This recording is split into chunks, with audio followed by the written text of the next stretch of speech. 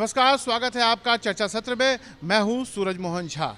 आज हमने देखा कि 7वीं लोकसभा के इस बजट सत्र में आज 6वां दिन था और जो विपक्ष का हंगामा था वो बरकरार रहा। पहले दिन हमने देखा पिछले शुक्रवार को जब इस सत्र की शुरुआत हुई तो महामहिम राष्ट्रपति के अभिभाषण से हुई और उसी दिन लोकसभा में आर्थिक सर्वेक्षण भी दिया गया। सोमवार को वित्त मंत्री ने अपना बजट पेश किया और उसके बाद से प्रश्नकाल को सदन में लिया जाने लगा, जिसका इंतज़ार हम देख रहे थे। सांसद पिछले 1 साल से कर रहे थे। जब बीते बजट सत्र में प्रश्नकाल को नहीं लिया गया था तो ये बात भी उठाई गई थी कि प्रश्नकाल को होना चाहिए था, लेकिन कोविड-19 की वजह से उस बार समय का अभाव था और प्रश्नकाल नहीं लिया गया। लेकिन इस बार हमने देखा बजट सत्र में प्रश्नकाल को भी लिया गया, शून्यकाल के लिए भी मौका दिया गया। और आज की अगर हम बात करें तो आज निजी सदस्यों का कार्य यानी प्राइवेट मेंबर बिजनेस था, जिसमें जो सांसद होते हैं वो अपना निजी विधेयक भी पेश करते हैं जिस पर चर्चाएं होती हैं। ये सभी लिया गया था, लेकिन इसके बावजूद हमने देखा सदन में एक तरह का गतिरोध बरकरार रहा। पूरी तरह से कोशिश की गई लोकसभा अध्यक्ष के द्वारा। लोकसभा अध्यक्ष ने बार बार सदन में अपील की कि प्रश्नकाल को चलने दिया जाए, क्योंकि प्रश्नकाल ही वो समय होता है जब सांसद सीधा मंत्रालय से सवाल पूछते हैं और जो कार्यपालिका होती है उसकी भी जवाबदेही विधायिका में सदन में प्रश्नकाल के द्वारा आप तय कर सकते हैं। लेकिन किसी तरह का कोई नतीजा नहीं निकला। शून्यकाल में हमने देखा सांसद लोकसभा अध्यक्ष ने बार बार कहा कि जनहित के मुद्दे उठाएं, सांसदों को पूरा मौका दिया जाएगा। और कल हमने आधे घंटा शून्यकाल चलते हुए देखा, लेकिन उसके बावजूद हमने शून्यकाल नहीं देखा। और आज हमने देखा आज फिर प्रश्नकाल नहीं चल पाया और महामहिम राष्ट्रपति के अभिभाषण के धन्यवाद प्रस्ताव पर चर्चा भी नहीं हो सकी। आइए चर्चा सत्र में बातचीत करने के लिए हमारे साथ उत्तर प्रदेश से सांसद मौजूद हैं। सर, जिस तरह से इस बार बजट सत्र में हमने देखा कि जो एक गतिरोध था सदन में वो बरकरार रहा, ना प्रश्नकाल चल पाया ना शून्यकाल चल पाया। महामहिम राष्ट्रपति के धन्यवाद प्रस्ताव पर भी चर्चा नहीं सदन में हो पाई। किस तरह देख रहे हैं? बड़ा ही दुर्भाग्यपूर्ण है। महामहिम राष्ट्रपति महोदय के अभिभाषण पर चर्चा हमेशा होती रही, लेकिन इतना गतिरोध विपक्ष के लोगों ने पैदा लोकसभा के अंदर किया हुआ है जिससे सभी सांसदों के मन में ये पीड़ा है कि हम लोग अपना विषय रख पाएँ प्रश्नकाल में। राष्ट्रपति जी के अभिभाषण के अवसर पर सारे वो विषय रखने से वंचित हम सब लोग हैं। ये सब ही के मन में पीड़ा है और मैं समझता हूँ कि गतिरोध ख़त्म होना चाहिए और विपक्ष के लोगों के लिए भी ये हित में है और सत्ता पक्ष के भी हित में। आप उत्तर प्रदेश के कैराना संसदीय क्षेत्र से आते हैं। अगर मैं एक सांसद के तौर पे आपसे जानना चाहूँ, जो जैसे आप व्यक्तिगत तौर पे भी इंतज़ार कर रहे होंगे कि पूरा साल अब बीत गया, एक सांसद के तौर पे प्रश्नकाल में आप सवाल पूछे, अनुपूरक प्रश्न पूछने का आपको मौका मिला, तो किस तरह की एक फीलिंग है? क्या इस बार आपका भी कोई सवाल लगा था? कई सारे प्रश्न हम लोगों ने लगाए हैं, लेकिन किसी भी प्रश्न का जब यहाँ गतिरोध इतना बना हुआ है तो उस गतिरोध की वजह से हम लोगों के प्रश्नों का नंबर भी नहीं आ रहा। हम लोगों का जो विषय मन में होते हैं, क्षेत्र से संबंधित हैं, लोगों की बहुत सारी इच्छाएं हम लोगों से हैं, भावनाएं लोगों की हम लोगों से जुड़ी हुई हैं। उनके क्षेत्र के लोगों की ये भावना है कि हम लोगों के विषय लोकसभा में उठें और उनके ऊपर कुछ विषय आगे बढ़े, कुछ बात आगे बढ़े, कुछ काम अच्छे से निकल करके आए, लेकिन वो सब काम वंचित हैं उन सबसे। अगर सर हम बात करें जिस तरह से आज हम देख रहे थे प्रश्नकाल में कोविड-19 के वैक्सीनेशन से जुड़ा हुआ एक बहुत ही महत्वपूर्ण सवाल था। आज हमने देखा लोकसभा अध्यक्ष ने पूरी कोशिश की प्रश्नकाल को चलाने की और ये सवाल जो कोविड-19 थे उससे पहला सवाल जुड़ा हुआ था। उसके बाद उन्होंने 2 सवालों को जोड़ा भी इससे और कुछ सांसदों को मौका भी मिला इससे सवाल पूछने का, जिसमें बताया गया कि कोविड-19 वैक्सीनेशन की हमारी तैयारियाँ कैसी है, हम क्या विदेशों में भी इसको मुहैया करा रहे हैं और हमारे देश में किस तरह से चरणवार तरीके से इसे इम्प्लीमेंट किया जा रहा है। निश्चित रूप से ये हमारी सरकार की बहुत बड़ी उपलब्धि रही है।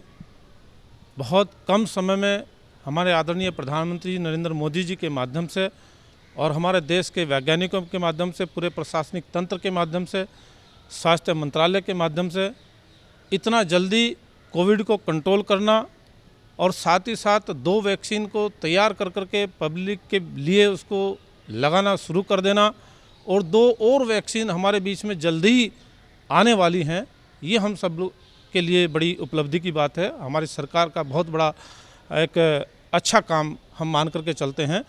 इस तरफ हमारी सरकार ने बहुत अच्छा कदम उठाने का काम किया है और देश हित के लिए काम किया है। बिल्कुल, जो आज हमने देखा था कोरोना वैक्सीन से जुड़े हुए सवाल का जवाब जब स्वास्थ्य मंत्री दे रहे थे, तो काफ़ी गर्व की अनुभूति भी हो रही थी कि 22 देश हमसे ये वैक्सीनेशन लेने के लिए तैयार है और भारत सरकार उनको देने के लिए भी तैयार है। और जिस तरह से स्वास्थ्य मंत्री ने बताया कि अब तक 50 लाख लोगों को ये वैक्सीनेशन भारत में लग चुका है और दूसरे चरण की भी तैयारी सही तरीके से चल रही है। सर, मैं एक अंतिम टिप्पणी आपसे जानना चाहूँगा, जिस तरह से हमने देखा ये पहला सप्ताह बजट सत्र का गतिरोध में ही बीत गया, ना प्रश्नकाल चला ना शून्यकाल, और राष्ट्रपति के भाषण के धन्यवाद प्रस्ताव पे भी जो चर्चा होनी थी सार्थक वो नहीं हो पाई। अब क्या उम्मीद कर रहे हैं? निश्चित रूप से हमें उम्मीद है कि गतिरोध जो बना हुआ है ये जल्दी ही ख़त्म होगा। माननीय हमारे लोकसभा अध्यक्ष जी के माध्यम से उसको जल्दी सॉर्ट आउट करने की बात चल रही है और संभवतः अगले हफ्ते से ये सुचारू रूप से चलना शुरू हो जाएगा, ऐसी हमें संभावना है। धन्यवाद सर। तो अभी हमारे साथ उत्तर प्रदेश के कैराना से सांसद थे और इन्होंने हमें बताया कि जो गतिरोध है वो उम्मीद ऐसी जताई कि वो गतिरोध टूटेगा और अगले सप्ताह जब बजट सत्र के दूसरे सप्ताह की शुरुआत होगी तो सदन में प्रश्नकाल, शून्यकाल और धन्यवाद प्रस्ताव पर जो चर्चा है वो सार्थक चर्चा होगी और जो भी सांसद अपने अधिकारों से वंचित रह गए हैं उनको वो अपने अधिकारों का प्रयोग करना चाहते हैं, अपने संसदीय क्षेत्र से जुड़े हुए मुद्दे वो शून्यकाल में उठाना चाहते हैं, प्रश्नकाल में जो सवाल वो मंत्रालयों से पूछना चाहते हैं वो पूछना चाहते हैं और ऐसी उम्मीद करते हैं कि अगले सप्ताह से सदन सुचारू रूप से चलेगा। चर्चा सत्र में अपने चर्चा के क्रम को आगे बढ़ाते हैं। हमारे साथ राजस्थान के सीकर से सांसद मौजूद हैं। सर, आपसे भी मैं जानना चाहूँगा, जिस तरह से हमने बजट सत्र की शुरुआत देखी, उच्च सदन में हमने राष्ट्रपति अभिभाषण पे एक सार्थक चर्चा होते हुए देख रहे हैं, लेकिन निचले सदन लोकसभा में अब तक एक बातचीत का माहौल नहीं बना है, ना प्रश्नकाल सही से चला है, शून्यकाल की कुल कोशिश की गई लेकिन उसके बावजूद अभी तक हम देख नहीं रहे कि अच्छे तरीके से चले। अभी आज प्राइवेट मेंबर बिजनेस था जिस पे काफ़ी महत्वपूर्ण निजी विधेयकों पर भी चर्चा हो सकती थी, वो नहीं हुई। किस तरह से आप ये दुर्भाग्य कह सकूँगा मैं कि लोकतंत्र में लोकसभा का अपना एक महत्व है। एक एक सांसद लाखों लाखों व्यक्तियों का प्रतिनिधित्व करता है और अपनी बात सदन में कहना चाहता है, तो सदन का न चलना ये सदस्यों के अधिकार का हनन भी है। पिछले एक सप्ताह से हम देख रहे हैं जैसे बहुत सारे महत्वपूर्ण विषयों के ऊपर मेरा खुद का मंगलवार को स्टार क्वेश्चन लगा हुआ था और वो जैविक खेती को लेकर के था जो किसानों से संबंधित ही था। मंत्री से बहुत सारी जानकारी मांगी थी और बड़ी तथ्यात्मक जानकारी आई थी, लेकिन शोर शराबे की भेंट चढ़ गया। इसी तरह से बहुत सारे हमारे साथी सांसद हैं जो अपनी बात कहना चाहते हैं। कल शून्यकाल के अंदर हम केवल 3 व्यक्ति बोल पाए, बाकी सदस्य नहीं बोल पाए। तो इस तरह से जो लोकतंत्र में अधिकार मिलने चाहिए, बोलने के, पब्लिक के मुद्दे उठने चाहिए, वो नहीं उठ पा रहे हैं। मैं ये चाहता हूँ कि हमारे जितने भी साथी हैं, जहाँ जो चीज़ है उसको वहाँ कहना चाहिए। यदि कोई बात सड़क की है तो उसको सड़क पर कहिए। लोकतंत्र में लोकसभा के अंदर आप उन मुद्दों को उठाइए। माननीय लोकसभा अध्यक्ष बार बार कहते हैं कि आप इन विषयों को अपने मंच से उठाइए, लेकिन सबसे बड़ा कष्ट तो तब हुआ कि जब विपक्षी दलों ने राष्ट्रपति अभिभाषण का विरोध किया, बहिष्कार किया। ये लोकतंत्र के इतिहास में शायद पहली बार ऐसा हुआ होगा कि राष्ट्रपति के अभिभाषण का बहिष्कार हो, ये दुखद है। जिस तरह से आपने बहुत अच्छा जिक्र किया, हम देखते थे एक संसदीय शिष्टाचार था कि राष्ट्रपति जी चूँकि संवैधानिक प्रमुख होते हैं और उनके अभिभाषण को एक सम्मान दिया जाता है, सभी उनके भाषण को सुनने के लिए केंद्रीय कक्ष में एकत्रित होते हैं। इस बार कोविड की वजह से व्यवस्था की गई थी कि दोनों सदनों में भी सांसदों को बैठाया गया था, लेकिन हमने देखा विपक्षी दलों ने उसका बहिष्कार किया। कुछ सांसदों द्वारा शोरगुल का भी प्रयास किया गया। अब धन्यवाद प्रस्ताव पर भी चर्चा नहीं हो रही है। तो ये संसदीय मर्यादाओं को किस तरह जाते हुए देख रहे हैं आप? संसद में जिस प्रकार का व्यवहार होना चाहिए वो नहीं हो रहा है। और आपने जो मर्यादा की बात कही है, मैं समझता हूँ कि सांसद एक व्यक्ति नहीं है, वो एक संस्था है। और संस्था वो होती है कि जैसे मेरी लोकसभा में 22 लाख से अधिक वोटर हैं, तो मैं 22 लाख लोगों का प्रतिनिधित्व करता हूँ। मुझे ये नहीं सोचना चाहिए किसी बात को बोलते हुए, विरोध करते हुए या बोलते हुए कि मैं अकेला बोल रहा हूँ। मैं उस 22 लाख लोगों की भावनाओं का प्रतिपादन करने वाला व्यक्ति हूँ। और पूरे देश में कितने लोग चुन करके आते हैं, उनको कोई 15 लाख, कोई 10 लाख, कोई 20 लाख, कोई 22 लाख, कोई 23 लाख मतों से जीत करके आता है।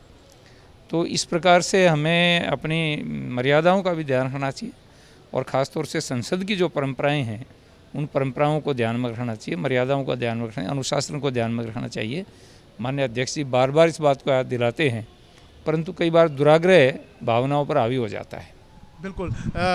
संसदीय लोकतंत्र में कहा जाता है जो आम जनता होती है उसकी आवाज़ जो होता है वो संसद या विधानसभा विधानमंडल होते हैं, और जो जनता से चुन के जनप्रतिनिधि आते हैं वो अकेले नहीं। तो जैसे सांसद जी ने खुद दोहराया कि वो अकेले व्यक्ति नहीं है बल्कि अपने संसदीय क्षेत्र के उन लाखों लोगों की आवाज़ बनकर ही संसद में, लोकसभा या राज्यसभा में आते हैं। और ऐसे में जब सदन में इस तरह का शोरगुल होता है, गतिरोध होता है और संसद नहीं चल पाती, तो कहीं ना कहीं ये केवल उस सांसद के अधिकारों का ही हनन नहीं है बल्कि उस संसदीय क्षेत्र में वो जो लाखों लोग हैं उनकी आवाज़ भी संसद में आने से रुक जाती है।